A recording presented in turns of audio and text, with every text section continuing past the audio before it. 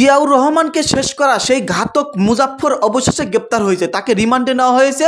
রিমান্ডে জিজ্ঞাসাবাদে যেসব নেতাকর্মীর কথা প্রকাশ করেছে আপনারা শুনলে রীতিমতো অবাক হয়ে যাবেন। বিস্তারিত রয়েছে ভিডিওতে, আপনারা দেখতে থাকুন।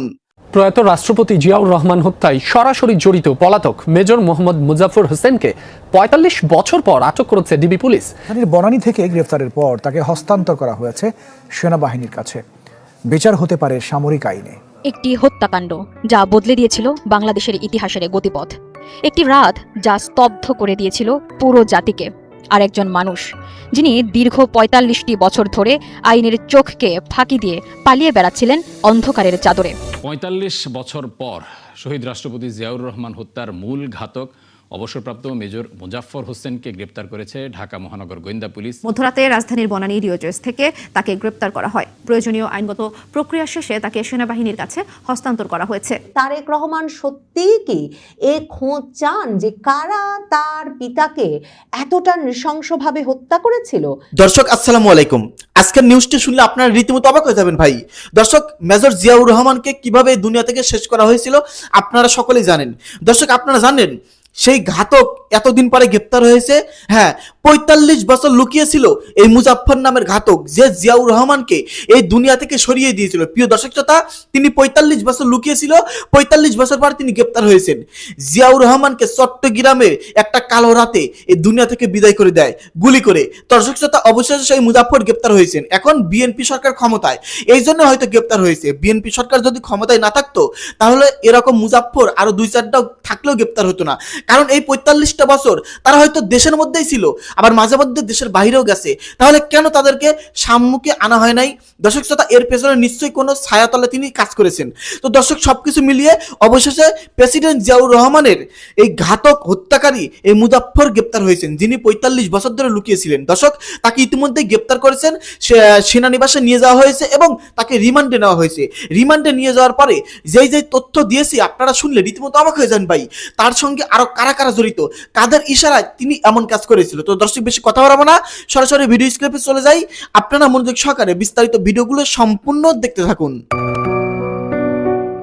একটি হত্যাকাণ্ড যা বদলে দিয়েছিল বাংলাদেশের ইতিহাসের গতিপথ, একটি রাত যা স্তব্ধ করে দিয়েছিল পুরো জাতিকে, আর একজন মানুষ যিনি দীর্ঘ ৪৫টি বছর ধরে আইনের চোখকে ফাঁকি দিয়ে পালিয়ে বেড়াচ্ছিলেন অন্ধকারের চাদরে।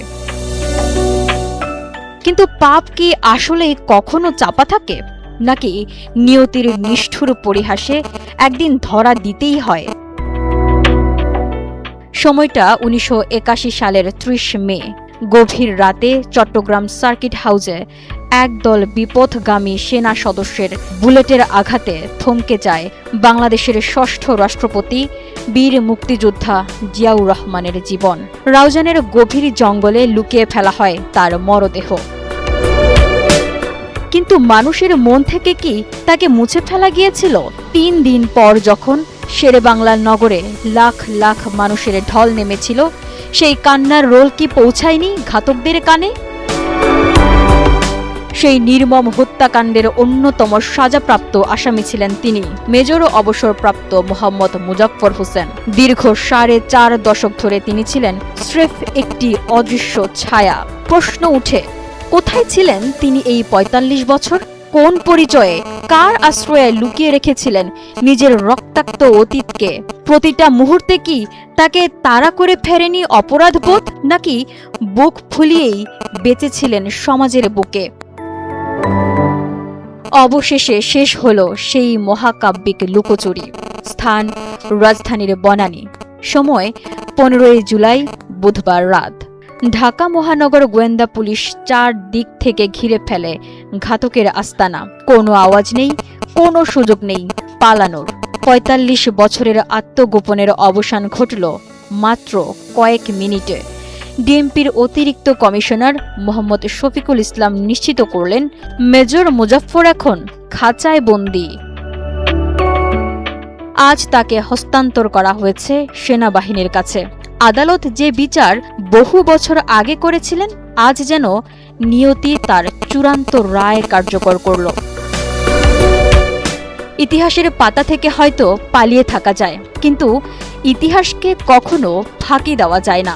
মুজাফফরের এই গ্রেফতার কি বাংলাদেশের ইতিহাসের আরও কোনো অন্ধকার অধ্যায়ের জট খুলবে?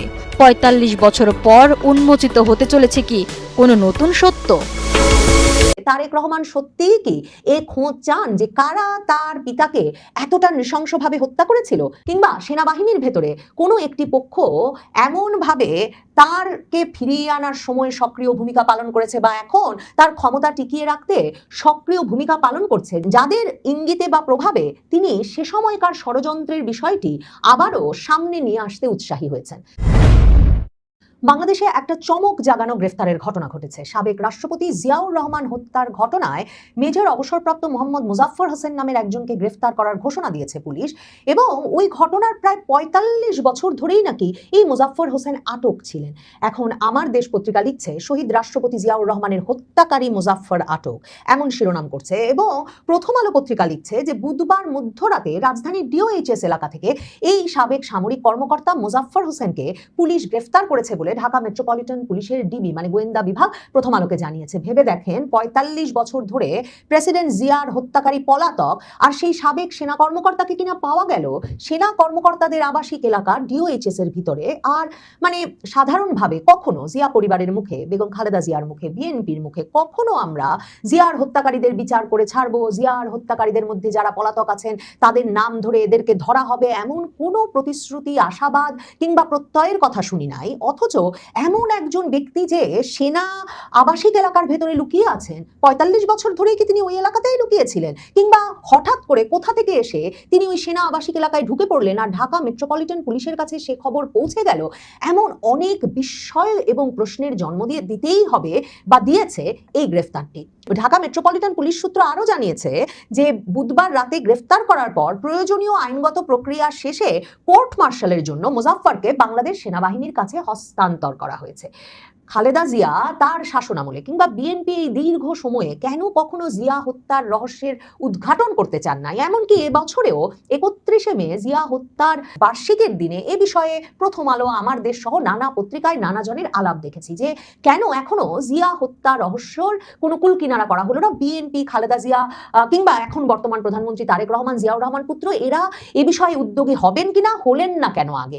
এই বিষয়টা নিয়ে এত প্রশ্ন উঠতো এই কারণে যে জিয়াউর রহমানের আমলে সেনাবাহিনীর ভেতরে পাল্টা কু ঘটেছে প্রায় ২০টির মতো, এবং কয়েক হাজার সেনা কর্মকর্তাকে কিন্তু জিয়াউর রহমান তার আমলে কোর্ট মার্শাল বা সামারি ট্রায়ালের মাধ্যমে মৃত্যুদণ্ড দিয়েছিলেন। ফায়ারিং স্কোয়াডে গুলি করে এদেরকে হত্যা করা হয়েছিল। এমন বিভিন্ন অভিযোগের মধ্যে সেনাবাহিনীর ভেতরে যখন একটা টালমাটাল অবস্থা, অ্যান্থনি মাস্কারানহাস তার লিগাসি অফ ব্লাড বইয়ে কিংবা তার আরো অনেক লেখায় যেটা বলেছেন যে পাকিস্তান প্রত্যাগত সেনা কর্মকর্তাদের উত্থানের যখন সুযোগ করে দিলেন প্রেসিডেন্ট জিয়াউর রহমান, বাংলাদেশ স্বাধীনতার পর শেখ মুজিব হত্যাকাণ্ডের পরপরই ক্ষমতায় বসে তারপর থেকেই সেনাবাহিনীর ভেতরে এই বিচার কাজগুলোতে মূলত মুক্তিযুদ্ধে যোগদানকারী, মুক্তিযুদ্ধের পক্ষের সেনা কর্মকর্তাদেরকেই বারবার বিচারের মুখোমুখি করা হচ্ছিল। এবং একরকমের প্রেসিডেন্ট জিয়ার আশকারাতেই কিন্তু এরশাদ সামরিক বাহিনীর প্রধান হয়ে বসেন। শুধু তাই নয়, তিনি তার ক্ষমতায় যাওয়ার পথ পরিষ্কার করতে প্রেসিডেন্ট জিয়াকে হত্যা করিয়েছেন, এবং প্রেসিডেন্ট জিয়ার হত্যাকারী হিসেবে আরেক বীর মুক্তিযোদ্ধা মঞ্জুরকে চিহ্নিত করে